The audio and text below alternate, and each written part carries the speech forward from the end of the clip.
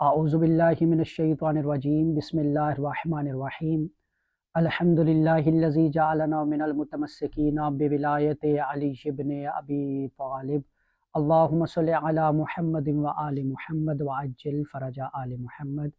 السلام علیکم ورحمۃ اللہ وبرکاتہ۔ یا علی علیہ السلام مدد، اسد اللہ ایامکم سعیدہ۔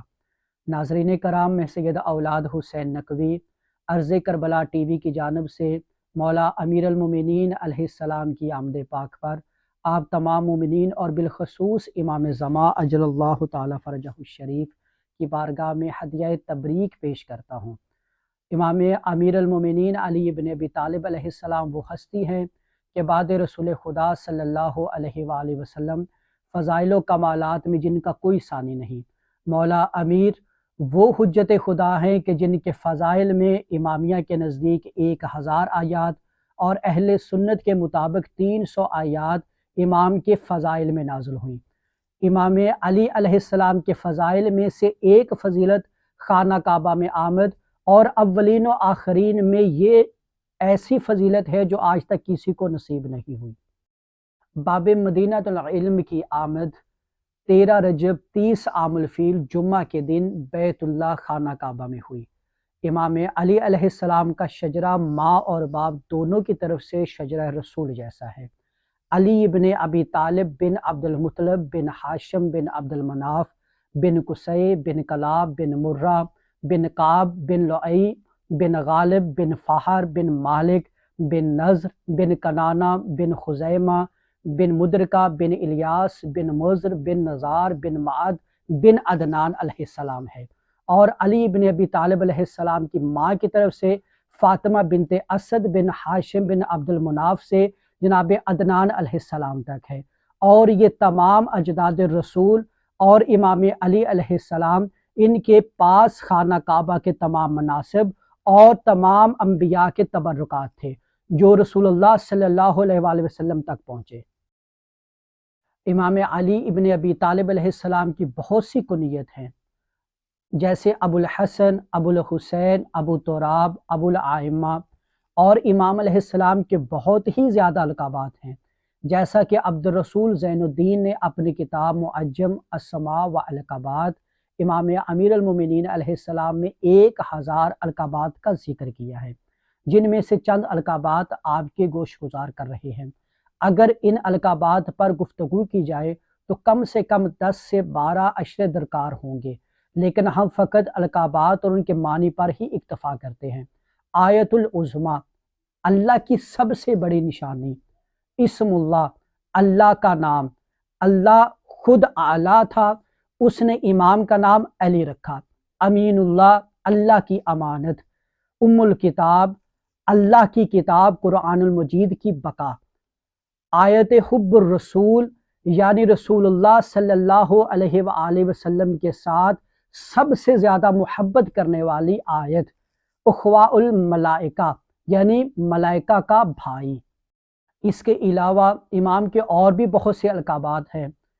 امام آل یاسین، الیاء الانجیل اور یا الزبور، بیت المعمور، باب الجنہ، تمام النعمہ، صوبان الکلیم، حیات العارفین، رکن الاولیاء، سفینۃ النوح، سدرۃ المنتہا، شجرۃ الانوار اور نبال العظیم، اذن اللہ، عین اللہ، ید اللہ، لسان اللہ، وجہ اللہ، جنب اللہ، قدرت اللہ، سر اللہ، دلیل السماوات، انیس المسبحات، عمود الدین، قاتل مشرکین و ناکثین ہیں۔ جیسا کہ جناب رسول اللہ صلی اللہ علیہ وآلہ وسلم کی تربیت جناب ابو طالب علیہ السلام نے کی، تو جناب رسول اللہ صلی اللہ علیہ وسلم نے امام علی علیہ السلام کی تربیت کا ذمہ لیا۔ امام علی علیہ السلام خود فرماتے ہیں کہ میرے بچپنے کا عالم تھا جب مجھے پیغمبر اکرم صلی اللہ علیہ وآلہ وسلم نے اپنی آغوش میں لیا اور اپنے سینے سے لگایا اور اپنے بستر پہ اپنے نزدیک مجھے سلایا۔ میں خوشبو رسالت کو اتنے قریب سے سونگھتا تھا، اللہ کے رسول نے مجھے اپنے دست مبارک سے کھانا کھلانا سکھایا۔ میں ہمیشہ ان کی پیروی کرتا تھا اور ہر روز اپنے اخلاق میں سے کچھ اخلاق اللہ کے رسول مجھے سکھاتے۔ اور میں وہ علی ہوں کہ جس نے وحی کے نور کو بھی دیکھا۔ مولا امیر علیہ السلام رسول اللہ صلی اللہ علیہ وآلہ وسلم کے خاندان اور اصحاب میں سب سے پہلے وہ فرد ہیں کہ جنہوں نے سب سے پہلے رسالت کی تائید فرمائی، اور یہ ایک ایسی حقیقت ہے جس کو تمام مکاتب فکر نے قبول کیا ہے۔ خود امام علیہ السلام اس سلسلہ میں فرماتے ہیں کہ پیغمبر اکرم صلی اللہ علیہ وآلہ وسلم ہر سال کچھ مدت غار حرا میں گزارتے تھے۔ ان ایام میں میرے علاوہ کوئی بھی آپ کے ساتھ نہیں ہوتا تھا۔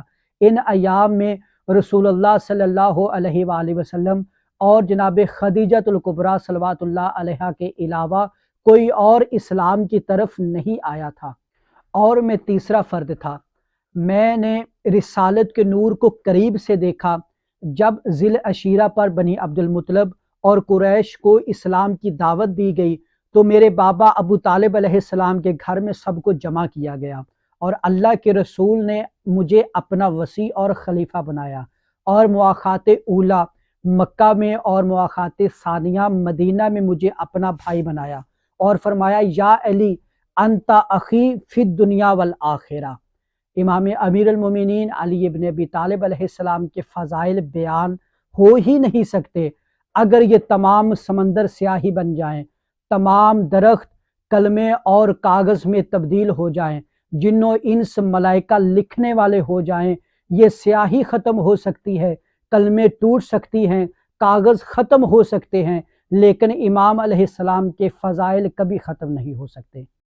عزیزان گرامی قدر، جب بی بی فاطمہ بنت اسد کعبہ کے قریب تشریف لائیں تو در کعبہ مقفل تھا۔ بی بی نے عرش الہی کی جانب دیکھا اور دعا کے لیے ہاتھ بلند کیے اور فرمایا اے اللہ، تجھے تیری اس حجت کا واسطہ جس کی آمد کے لیے مجھے تیرے گھر میں بلایا گیا ہے، اندر داخل ہونے کے لیے مجھے راستہ دیا جائے۔ یہی کہنا تھا کہ دیوار کعبہ شک ہوئی، بی بی کو اندر داخل ہوتے ہوئے مکہ کے لوگوں نے بھی دیکھا۔ بی بی کا داخل ہونا تھا کہ دیوار کعبہ پھر سے مل گئی، اور آج تک وہ نشان باقی ہے۔ مولا کی آمد کے بعد اندر موجود بت لات منات اور عزا نے میٹنگ کی، جس کو شاعر نے کچھ یوں لکھا ہے: سنا ہے گھر میں آ گیا ہے آج گھر کا مالک بھی، یہاں اب مشکلیں ہوں گی ہم اپنے پنڈ چلتے ہیں، علی کو دیکھ کر ایک دوسرے سے بت لگے کہنے، بس اب کعبے میں کیا رہنا چلو ریونڈ چلتے ہیں۔